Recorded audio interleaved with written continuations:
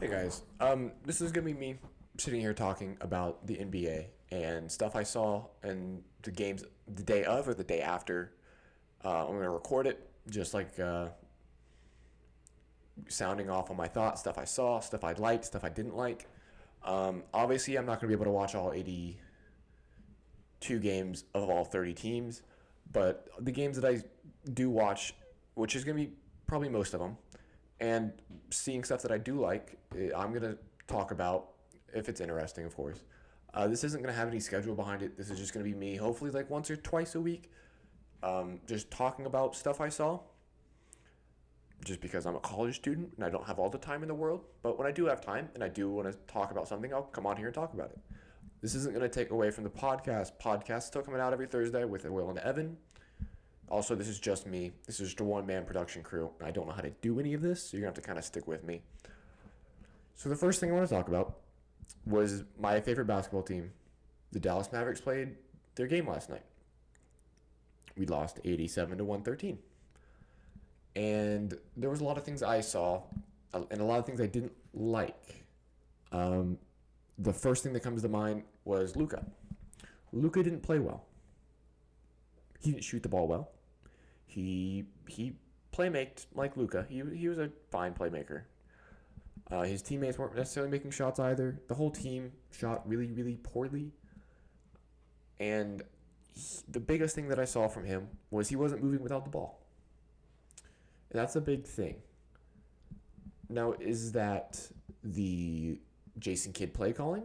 Is that just Luka being lazy? I'm hoping it's the play calling because that can change. Luka just didn't look engaged in the offense. It looked like the offense was being run more through players like Dorian Finney-Smith. Why? I don't know. Kristaps Porzingis looked okay. He had a couple of pretty good blocks. Just defending the paint is something that's been a real concern for him.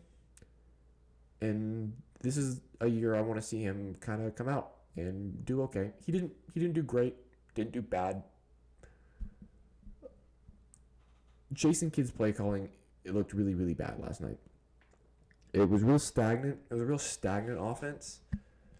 And it didn't look to have Luka super engaged, which is bad because he's an MVP candidate. And when he doesn't play a whole lot of defense, you want him very engaged on the offensive side. He wasn't doing that. Now, while you can chalk that up to, the first game, new regime, away, good team, DeAndre Hunter's playing defense, I think some of that has some truth to it. I'm not on here overreacting saying we're going to go 0-82 or this season's a wash. No, that's ridiculous. And I know a lot of people are doing that, but I'm not. I just think we played really bad, and the play calling was really bad, and I think we can improve. I don't think Dwight Powell should be starting. I think Dwight Powell needs to be coming off the bench if we want to be a successful NBA franchise. Starting Kristaps Porzingis at the 5, Dorian Finney-Smith at the 4, and Reggie Bullock at the 3 is when Tim and then Luka at the 2 and 1, respectively, is how we are going to succeed as a NBA basketball team. I don't think that's a super hot take. Dwight Powell doesn't play a whole lot of defense, and he missed quite a few lobs last night and just doesn't really provide anything else. He doesn't really stretch the floor. He likes to think he can. He can't. And I just don't want to see Dwight Powell starting. I think he's a good player if he comes off the bench. Gets, his respective 10, 15 minutes, catching lobs, putting some energy into the team, because that's what he is. He's a high-energy guy, and I love him for that. I don't love him as a starter on my playoff team. Another thing that happened last night were some inconsistent ref calls. And I know refereeing is, something you can chalk up to losing a game. We can't do that this game. We lost on our own. Now, is it the Hawks playing good or the Mavs playing bad? I think it was more the Mavs playing bad than the Hawks playing good. I thought the Hawks played fine. Cam Reddish, really, really good off the bench. DeAndre Hunter played really good defense. Trae Young did okay. He didn't have the Trae Young game. That's fine. Clint Capella does Clint Capella things, grabbing boards. And it was it was just an okay game by the Hawks and a really bad game by the Mavericks. But the refereeing is something that was really rough. I know this was a new thing for a lot of refs in the offseason. They changed the flopping rule. So it was like more offensive fouls if you're jumping into defenders. And they weren't going to call it more often than not if the defender's standing his ground and you're kind of moving into him. And we didn't see that last night. We saw that with the Mavericks a little bit. We saw that with the Hawks a little bit. I didn't think the refereeing was like super unbiased or super biased. There was just one play that's going around the internet, and it's Trae Young jumping backwards into Tim Hardaway Jr. Tim Hardaway Jr. cut his face open, and he didn't cut his face open. Trae cut his face open, and the Hawks got an offensive the foul call. They got the foul call. Trae Young shot free throws, and Tim Hardaway Jr. got a foul call on him, and that's inconsistent. That's bad, and that's something I think will get better as the season goes on. That's not why we lost the game. The refs did not lose us the game. We lost the game. We played bad. I don't want to see Jason Kidd's offense be super stagnant. I didn't want us to hire Jason Kidd. We didn't do good defensively either. So if we're not playing good defense, we're not playing good offense, then what are we doing? Playing bad. I'm kind of willing to throw this game out. Good team on the road. Opening day, new regime. Throw it out. I'm willing to kind of look forward to the next game we have with the Raptors. The Raptors are on the second out of a back-to-back. And I believe we're at home. I'm not going to fact check that. I'm just believing we're at home. And I'm willing to kind of go into that game thinking it's the opening day. What are you going to do? I just want players to be more involved and get better looks, because even the looks we did get last night weren't really good. And when we did get good looks, we were still missing. So throw it out, get it out of the memory. It's okay. The Bucks got blown out by the Heat by like 42 points. Not really what you want to see if you're a Bucks fan. Now, once again, throw it out. It's just one game. Y'all beat the Brooklyn Nets. You beat them pretty bad. And you played really well that game. And you just kind of came out against the Heat and sucked. The Heat look really, really good. Bam Adebayo looks really, really good. And I'm really excited to see what this team does. I'm not the biggest Heat fan. I think they're cool. There's not a team in the NBA I dislike. But the Heat aren't, a team I'm going to be tuning in every night. But if they're playing like this, I'll be tuning in every night. The last game of the night. The Warriors and Steph Curry against the Kawhi-less Clippers. I will start out with the Clippers. They ended up losing the game 113 to 115, and Paul George played really well.